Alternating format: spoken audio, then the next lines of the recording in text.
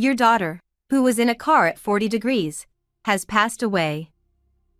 You are under arrest." The sudden words from the officer left my mind completely blank. There was no way our daughter, who was supposed to be at home with my husband, could be inside a car under the scorching summer sun.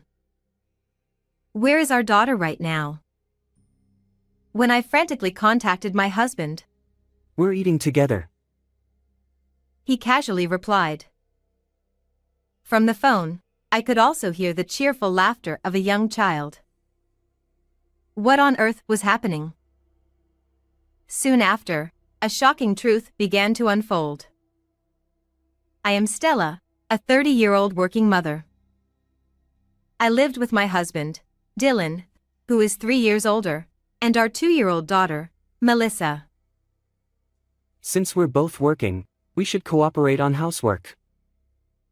When we were newlyweds, my husband used to say things like that. But in reality, he always found excuses and never helped with any of the housework. As a result, I was constantly overwhelmed by both my job and the responsibilities of household chores and childcare. Amidst this dizzying busyness, my greatest support was the smile of my beloved daughter. It was because of Melissa that I managed to push through even in tough situations. Dylan's consideration towards the family started to wane from the time I got pregnant. It seemed the cause was the worsening business performance of his company, leading to a reduction in his salary. "They cut the entire bonus too. I don't even know why I'm working anymore," he muttered in discontent. "I'm working full-time as well, so we'll manage. Let's get through this together." "How can you say that so easily? I'm struggling with a lot of things too." When I tried to encourage him with a bright tone, my husband retorted sharply. "You don't understand anything."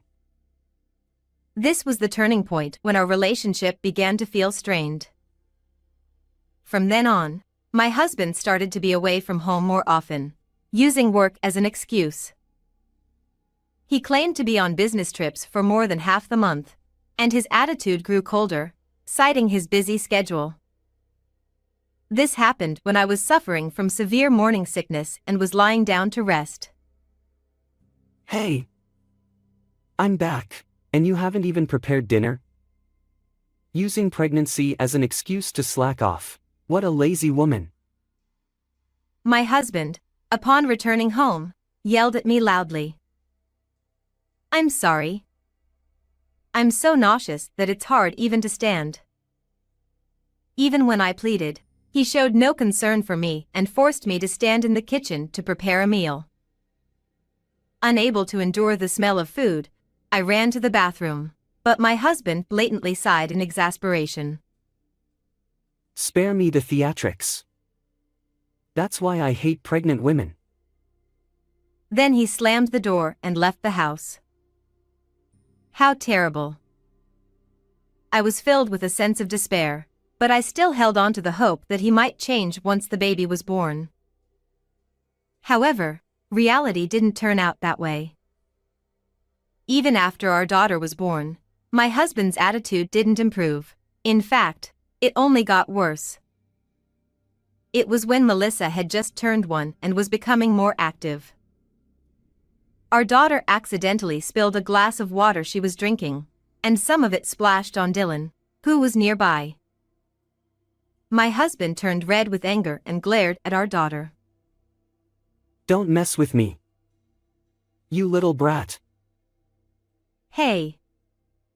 Don't shout at her like that. While trying to comfort a crying Melissa, I reprimanded my husband for his behavior, but he didn't listen. And this wasn't just a one-time thing, it happened repeatedly. The thought of divorce crossed my mind, but I felt that I couldn't take a father away from our daughter just because of my feelings, so I held on somehow. But a few days after our daughter's 2nd birthday, something happened. It was a day off, but I received an urgent call from work in the morning, informing me of a problem, so I had to go in unexpectedly. I asked my mother if she could take care of Melissa, but she said she had plans and couldn't. Feeling helpless, Dylan surprisingly offered to help. I'm free all day today, so I'll take care of her. You'd better hurry, or you'll be late. Thank you. I'll try to get back as soon as possible. Please take care of her. I expressed my gratitude to my husband and quickly got ready and headed to work. As the noon chime rang, I finished my work and hurried through the ticket gate at the station nearest to our home, wiping the sweat off my forehead with a handkerchief. Stepping outside, the relentless sun was beating down on the asphalt. The morning news had reported that this day would see record-breaking heat across the nation. I tried to avoid the sunlight as much as possible while heading towards the bus rotary. At that moment, I saw several police officers rushing about. Is there an incident? I casually followed them with my eyes and saw a crowd of onlookers, and at the center of their attention was a car. Huh? Isn't that? I muttered in shock. It was my own car, surrounded by police. I couldn't understand why my car was there. I hadn't driven it that day since I don't use it for commuting to work. Excuse me. I couldn't just leave it like that, so I cautiously approached one of the officers. When I identified myself as the owner of the car, they gave me a stern look. Your daughter, who was in a car at 40 degrees, has passed away. You are under arrest. What? That can't be. The sudden words from the officer left my mind completely blank. According to them, a passerby had found a girl unresponsive in the car and called the police. Melissa should have been at home with my husband. This couldn't be happening. But the child found in the car had already been taken to the hospital, and I couldn't even see her face. I told the officer I needed to check something and frantically contacted Dylan. Where is our daughter right now? Why are you asking all of a sudden? We're eating together. He casually replied. Moreover, I could hear the cheerful laughter of a young child in the background. What was going on?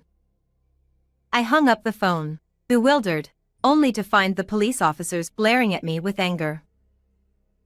We need to hear the details. Please come with us to the station. Thus, I was taken in a police car and questioned at the station. They repeatedly asked me the same questions, and I gave the same answers each time. Several hours later, I was finally released. I decided to rush to the hospital they had mentioned. By the time I arrived at the hospital, the sun had set, and I was guided to a room where I found Melissa lying on a bed. But I was too late. My daughter had fallen into a deep sleep. When I left the house that morning, I never imagined something like this would happen. Melissa. Why did she have to go through something so terrible? As I cried, clinging to her, I vowed to uncover the truth and drag the person responsible for this into hell. A few hours later, I returned home alone.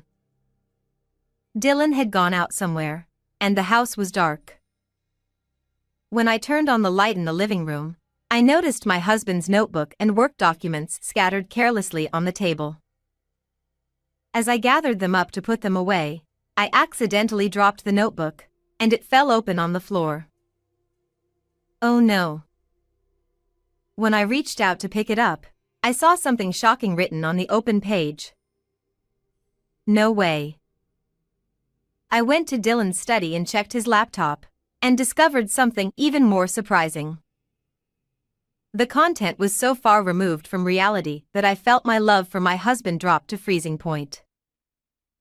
So that's what it was. Resolving myself, I decided to make a certain phone call. Dylan returned home the next evening. He seemed in an unusually good mood, humming a tune as he placed the keys to my car on the living room table. I stepped out slowly from the shadows, watching him with cold eyes. Stella. What are you doing here? You were supposed to be arrested. My husband's body jolted, and he raised his voice in shock when he saw me. I picked up the car keys and, without hesitation, confronted him. So it was you after all. I thought something was wrong when I couldn't find the keys anywhere. No, I just accidentally took them by mistake. Why did you leave Melissa in my car and disappear? Perhaps sensing my growing anger, Dylan took a half step back. What are you talking about? I don't know anything. There's only one key, so how else could the car have been moved to the station? Only you could have done it. That's... My husband faltered, looking down, but I didn't stop my pursuit. At that moment, I felt an overwhelming surge of anger rising within me. The temperature inside the car exceeded 40 degrees in that scorching heat. How could you do something so cruel, putting her to sleep with medicine and locking her inside like that? In fact, the examination revealed that Melissa had traces of sleeping pills in her system. I tearfully confronted Dylan about this, but he just flashed a sly grin. I told you, it's not my fault. She just disappeared on her own. That's impossible. How could a 2-year-old get into the car by herself and drive to the station? Does he not realize how absurd he sounds? When I presented something to him, he clearly showed signs of distress. Why do you have that? What I held in my hand was his pay stub, which had been tucked into his notebook, along with a photo of a young woman holding a child about the same age as our daughter. When I suddenly showed these to him, he looked flustered, and beads of sweat appeared on his face. What's this all about? You said your salary had drastically decreased and that your bonus had been cut, but you've been getting paid properly just like before. No, that's not. And her name is Demi, isn't it? You're such a scumbag, cheating while your wife was pregnant. Is this child your secret kid? As I questioned him calmly, Dylan became increasingly flustered. Confess everything. I already know it all. When I said that, he seemed to give up and, with a defeated look, began to explain what had happened. It turned out that while I was pregnant with Melissa, my husband had started an affair with a woman who worked at a cabaret club. Of course, all his excuses about business trips and being busy with work were complete lies to spend time with his mistress. The salary he claimed had decreased was actually being used for his affair. And as he led a double life, he started to see me and our daughter as obstacles. Dylan was scheming about how to get rid of both of us simultaneously, planning the timing and method. That's when he saw the news about a child who had died after being left in a car on a scorching summer day. He then thought of leaving our daughter in my car on a hot day, planning to pin the blame on me. When you suddenly said you had to go to work, I thought my luck had finally turned. Don't joke around. Because of your selfish actions, Melissa. Well, I didn't expect you to be released, but I'm going to start a new life with Demi, so let's just get divorced. My husband said this with no remorse, as if it was nothing. Do you have any idea how much that child suffered? I'll never forgive you. It's over. Melissa's no longer in this world. He sneered at my words, laughing triumphantly in a vulgar manner. But that brat was unlucky, wasn't she? If she hadn't been born as your child, she could have lived longer. Demi's child is adorable, you know. After all, her mother is in a whole different league. At that moment, I heard the sound of the front door opening. Dylan, looking puzzled, turned his gaze toward the door and, in utter shock, gasped. I called her. The person who entered the room was Demi, my husband's mistress. The child she was holding was peacefully asleep in her arms. Dylan, seemingly confused, became restless and started pacing around the room. The truth was, on the previous day, I had discovered explicit exchanges with her on my husband's laptop in his study. I also found a business card for the cabaret club where Demi worked in one of the drawers, with her phone number written on it. I had secretly contacted her to hear her side of the story. Dylan had lied to Demi, claiming he was single, and they had been dating. When she found out he had a wife and child and had left Melissa in the car to meet her, Demi was shocked and furious.